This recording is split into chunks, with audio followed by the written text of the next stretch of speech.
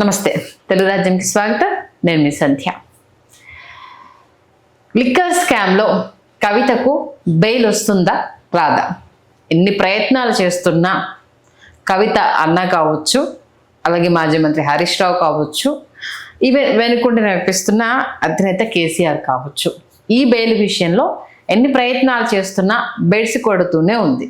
ఇప్పుడు అందరి మైండ్లో రిపీటెడ్గా వినిపిస్తున్న ప్రశ్న, అసలు ఆమెకు ఈ సంవత్సరం బెయిల్ వస్తుందా, వచ్చే అవకాశం ఉందా అన్నది ప్రశ్న.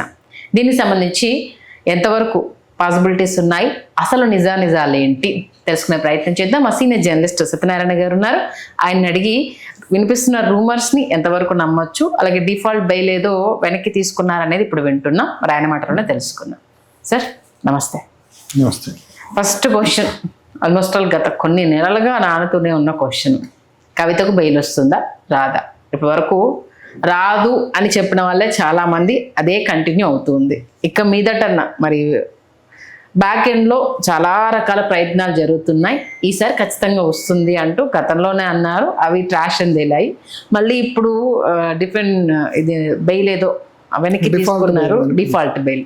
దాని గురించి ఒకసారి అదేండి, ఇప్పుడు ఇది ఒక అంటే ఈడీ వాళ్ళు కేసు పెట్టారు. అంటే ఈడీ కేసు ఎప్పుడు కూడా ఏం జరుగుతుందంటే దానికి మనీ ట్రయల్ అనేది కనపడాలి, మనీ ఎక్కడ ట్రాన్స్ఫర్ అయింది అనేది క్లియర్గా వాళ్ళు చూపించాలి. ఇప్పుడు కేజ్రీవాల్ కేసు మెయిన్ కేసు. ఆ కేజ్రీవాల్ కేసుతో పాటు ఈమెకు కూడా ఇద్దరు జైల్లో ఉన్నారు. కేజ్రీవాల్ కేసు కూడా చాలాసార్లు విచారణకు వస్తుంది. ఆ వచ్చినప్పుడు కూడా మనీ ట్రయల్ నిరూపించలేకపోతున్నారు అనేది వస్తుంది.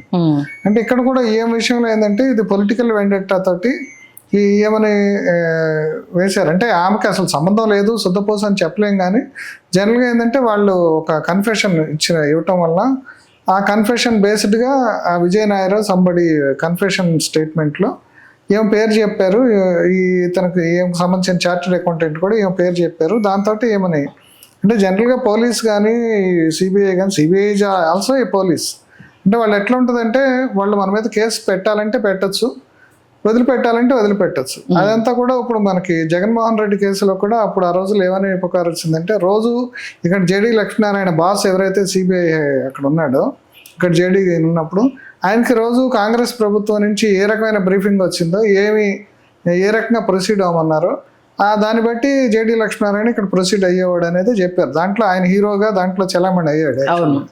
ఇప్పుడు అక్కడ జనరల్గా ఏదంటే ఈ సిబిఐ ఈడీని బాగా వాడటం అనేది కాంగ్రెస్ గవర్నమెంట్లోనే వచ్చింది.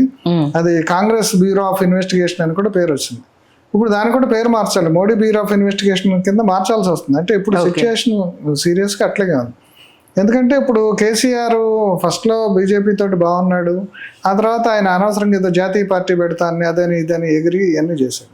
అట్లా కవిత కూడా ఆమె పనులు ఏమేమో ఆ బతుకమ్మ లేదంటే ఆమె జాగృతి ఇవన్నీ చూసుకోకుండా ఆమె సారా బిజినెస్లోకి ఎంటర్ కావడానికి ఇక్కడ అంటే ఒక కథ, ఇది ఎంతవరకు నిజమో కథ తెలియదు కానీ ఇక్కడ సంతోష్ అని వాళ్ళ రాజ్యసభ సభ్యుడు ఎవరైతే ఉన్నాడో ఆయన మేనల్లుడు, ఆయన ఇక్కడ సారా బిజినెస్లోకి కవిత ఎంటర్ కాకుండా ఉండటం కోసం ఆమె చూపునట్టు డైవర్ట్ చేశాడు. అది ఇంకా పెద్ద బిజినెస్ ఉంది, నువ్వు అక్కడికి పోతే ఇంకా పెద్ద బిజినెస్ అవుతుందని అక్కడికి పంపించారు. అందువల్ల ఇప్పుడు సంతోష్ మీద అందరూ కోపంగా ఉన్నారనేది కూడా ఒక యాంగిల్ నడుస్తుంది. అంటే ఇవన్నీ అంటే ఇప్పుడు మనం బెయిల్ విషయం చర్చించేటప్పుడు ఏంటంటే ఈ రిపర్కేషన్స్ అన్ని దీంట్లో అసోసియేట్ అయ్యి ఉంటాయి. ఓకే, అదే ఇప్పుడు ఈమెకి బెయిల్ అంటే ఇది ఒక పొలిటికల్ కేసు అయింది. మొన్న కూడా చాలా దయనీయంగా కేసీఆర్ కూడా ఏమని చెప్పాడు, కన్న కూతురు జైల్లో ఉంటే ఎవరికి బాధ ఉండదు అని కూడా ఆయన చాలా అంత డౌన్ టు ఎర్త్ ఆయన పబ్లిక్ ఎప్పుడు మాట్లాడు. అంటే ఇంట్లో ఏమైనా ఎవరికైనా తండ్రికి కూడా బాధ ఉంటుంది. ఇంతకుముందు కనిమొల్లి కేసులో కూడా 94 ఏళ్ళు 90 ఏళ్ళు ఉన్న కరుణానిధి కూడా ఢిల్లీ పోయి ప్రాధాయపడి అంటే చివరికి ఆ కేసు నిలవలేదు అనుకోండి. అప్పుడు ఆమెను బయటికి తెచ్చుకోవడానికి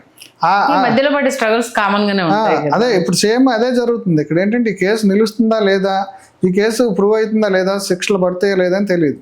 ఆ రోజుల్లో కూడా 2G కేసు అనేది పెద్ద సెన్సేషన్ చేశారు. దాన్ని ఏదో అంటే ఇప్పుడు కంపారిజన్ ఎట్లా అయిపోయిందంటే సార్, కనిమొల్ల చేసిన ఏదో 2G స్పెక్ట్రము అది నెట్వర్కింగ్ సంబంధించిన ఇష్యూకి సంబంధించి చేసింది, పోయి సారా కుంభకోణంలో ఇరుక్కుంది, చెప్పుకోవడానికి కూడా పరుగుపోయే పరిస్థితి కదా అంటూ దీన్ని ఎలివేట్ చేసే ప్రయత్నం చేస్తున్నారు. అంటే జనరల్గా మరి ఒక మహిళ పోయి సారా వ్యాపారం చేయటం ఏంటి, ఇవన్నీ ఒక రకంగా వీళ్ళకి దెబ్బ తగిలింది. ఎందుకంటే జనరల్గా వీళ్ళు కూడా ఓవర్ యాక్షన్ చేశారు, కుటుంబ పాలన అసలు ఓడిపోవడానికి అదే కారణం కదా. ఇప్పుడు మొత్తంగా కూడా 3-4 పెత్తనం అయిపోయింది, కుటుంబ పాలన అయిపోయింది అనేది. ఇప్పుడు అందుకని వీళ్ళ మీద సానుభూతి కూడా లేకుండా పోయింది. ఆ రోజు 2G స్కామ్ అంటే అది ఆ స్కామ్ను వాళ్ళు ప్రూవ్ చేయలేకపోయారు. ఎందుకంటే వేవ్స్కి సంబంధించిన రేట్లు ఫిక్స్ చేయటం, అది ఆ రోజు కాగాళ్ళు అవి కూడా ఇచ్చారు, కానీ ఆ రిపోర్ట్లు కూడా సరైనది కాదు, ఆ లెక్కలు కట్టడంలో రకరకాలు ఉంటాయి. ఇక్కడ కూడా సేమ్ అదే ఇష్యూ ఉంది. ఇప్పుడు ఏంటంటే ఆ 100 కోట్ల మనీ ట్రయల్ అనేది ఎక్కడి నుంచి అనేది తెలియట్లా. మాగంటి సుబ్రహ్మరెడ్డి కొడుకు, లేదంటే ఇప్పుడు విజయసాయి రెడ్డి అల్లుడు, వీళ్ళందరూ కూడా కన్ఫెషన్ స్టేట్మెంట్స్ ఇచ్చారు. అంటే వాళ్ళందరూ అప్రూవర్స్ కింద మారారు. ఇప్పుడు అసలు ఏం కూడా అప్రూవర్గా మారని అందనుకోండి, అప్పుడు పరిస్థితి ఎట్లా ఉంటుందో తెలియదు. అంటే అసలు కేసులో అప్రూవర్స్గా మారి వాళ్ళు ఇచ్చిన సాక్ష్యాల ఆధారంగా అంటే అప్రూవర్గా మారినాడు వాడి సేఫ్టీ కోసం మారతాడు. అవి కూడా చాలా లూప్ హోల్స్ ఉంటాయి. ఇప్పుడు వీళ్ళు ఏంటంటే కవితని అప్రూవర్గా మారితే తప్పు ఒప్పుకున్నట్టు అవుతుంది కదా సార్. అది తప్పు ఒప్పుకున్నట్టు అవుతుంది. ఒప్పుకోవడం ద్వారా తనకి శిక్ష తక్కువ పడుతుంది. లేదంటే అదే ఇట్స్ ఎన్ అరేంజ్మెంట్ అనమాట. పోలీసులకు ఇప్పుడు పోలీస్ ఇన్ఫార్మర్స్ ఉంటారు, వాళ్ళు దొంగల్ని వాళ్ళు ఇన్ఫార్మర్స్గా వాడి వాళ్ళ జేబులో డబ్బులు కూడా ఇస్తారు. అంటే ఇది కూడా ఒక రకంగా చెప్పాలంటే ఈ వాళ్ళు కన్ఫెషన్ చేసి ఇట్లా చేయటం అనేది, అప్రూవర్గా మారటం అనేది, అది కూడా ఇట్స్ నాట్ అంటే పూర్తిగా న్యాయమైందని కాదు. అది కూడా ఇప్పుడు దొంగ వచ్చి నేను దొంగతనం చేశానని ఒప్పుకునో లేకపోతే ఒప్పుకోకుండా నేను పక్కనాడు మీద చెప్పేస్తాను, నన్ను వదిలేయండి లేకపోతే నాకు శిక్ష తగ్గించండి అంటాం అనేది నాట్ ఎథికల్ అండ్ మోరల్ ఏం కాదు. అంటే ఇది మొత్తంగా కూడా ఈ కేసులో ఆమె పొలిటికల్గా కొంత అంటే ఆమె జైలు నుంచి వెళ్ళేటప్పుడు ఆమె కూడా చాలా కాన్ఫిడెన్స్గా వెళ్ళింది. జైలుకి వెళ్ళినప్పుడు ఆ రోజు వచ్చిన ఆఫీసర్లతో వాళ్ళ బిహేవియర్ ఇవన్నీ కూడా చాలా హై హ్యాండెడ్గా వాళ్ళ మీద కూడా కేటీఆర్ పోయి ఎగిరి అంతా చేశాడు. అంటే వాళ్ళకి అర్థం కాల అంటే మోడీ అంటే ఏంటో. మోడీ కనుక స్టేట్మెంట్ ఈడీ బోడీ మోడీ ఎవరైనా చూసుకుంటారు అంటే వీళ్ళకి అర్థం కాలేదు. మోడీ అంటే ఏంటో అర్థం కాలేదు, ఆ కేసు ఇంటెన్సిటీ అంటే అర్థం కాలేదు. వీళ్ళ అహంకారంతో వీళ్ళు మాట్లాడారు. కానీ ఒకసారి లీగల్ దీంట్లోకి పోయి ఒకసారి మనం లోపలికి పోతే బయటికి రావడానికి కేజ్రీవాల్ అంటాడు. కేజ్రీవాల్ లాంటి ఆయనకి సత్యశీలుడుగా ఆయన లంచం తీసుకున్నాడంటే ఎవడు నమ్మడు. ఎందుకంటే ఈ దేశంలో ఒక అవినీతికి వ్యతిరేకంగా వచ్చిన ఉద్యమంలో నుంచి పుట్టిన పార్టీ సీఎం అయ్యి చీపురు అనే ఒక గుర్తుకి ఒక గుర్తింపుని తీసుకొచ్చి సెకండ్ టైం కూడా మళ్ళీ అంతే మెజార్టీతో ఉండేసి ఆయనకు మంజూరైన బెయిల్ అప్రూవల్ కావడానికే ఇప్పుడు నానా తంటాలు పడుతుంది. ఇంకో విషయం చెప్తున్నా, ఇప్పుడు నిజంగా కేజ్రీవాల్ లాంటి చేయదలుచుకుంటే ఈజ్ అన్ IRS ఆఫీసర్, ఆయన కమిషనర్గా పనిచేశాడు.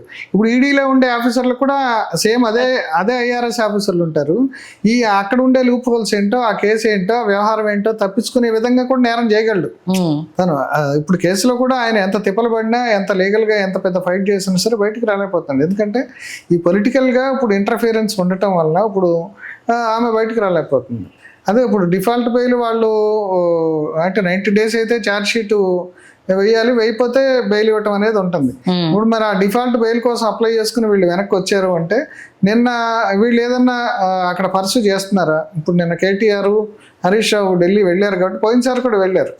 అంటే అక్కడ వాళ్ళు కేవలం లాయర్స్ తోటే మాట్లాడతారని నేను అనుకోను. ఈ పొలిటికల్ లాబింగ్ కూడా కొంత జరిగి ఉండొచ్చు.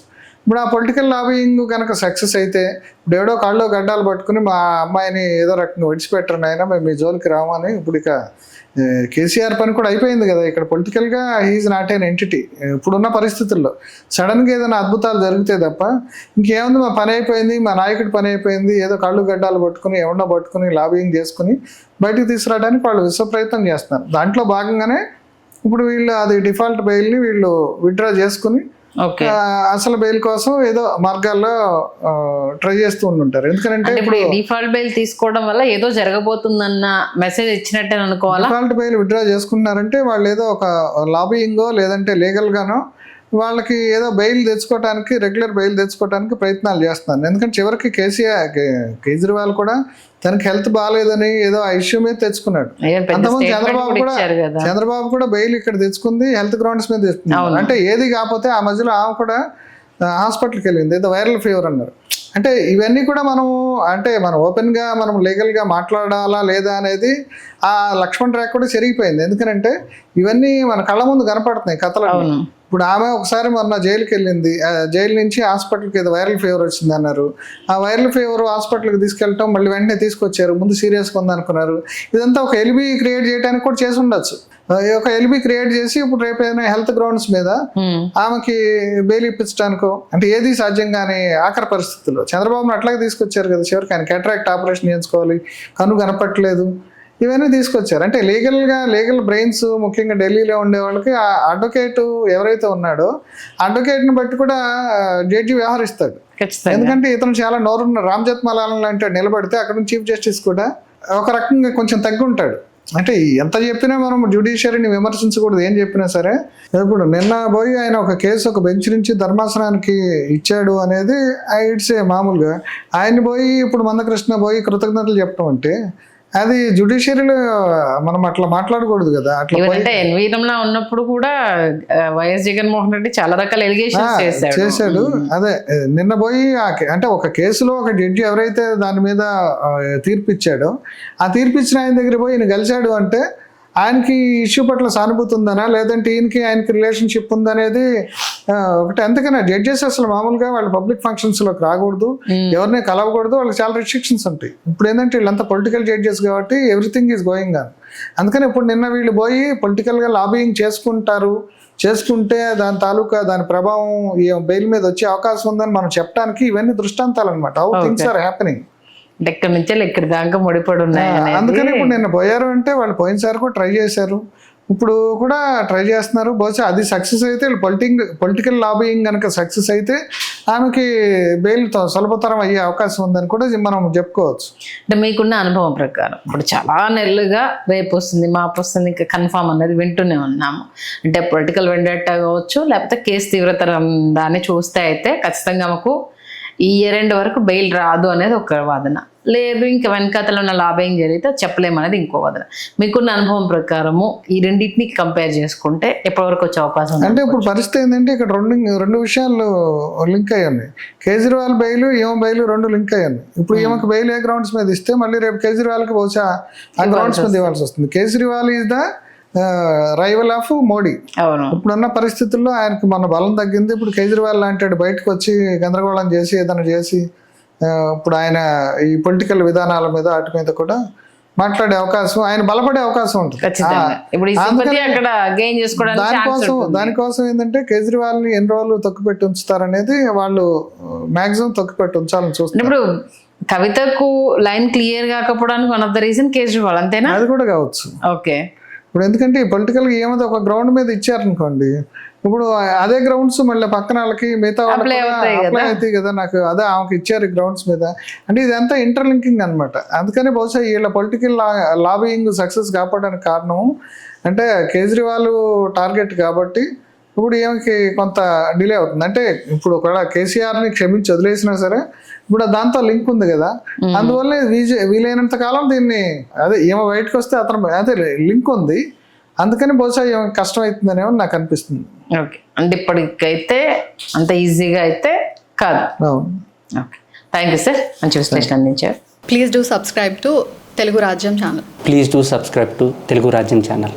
Please do subscribe to Telugu Rajyam channel. Hi అండి, నేను మీ ఆర్పీని, నెల్లూరు పెద్దారెడ్డి చేపల పులుసు ఓనర్ని. మీరు తెలుగు రాజ్యం అనే ఈ యూట్యూబ్ ఛానల్ సబ్స్క్రైబ్ చేసుకుని మంచి మంచి వీడియోలతో వస్తారు. Thank you so much. Hi people, I'm Sonakshi Verma and you please watch Telugu Rajyam and please subscribe to the channel.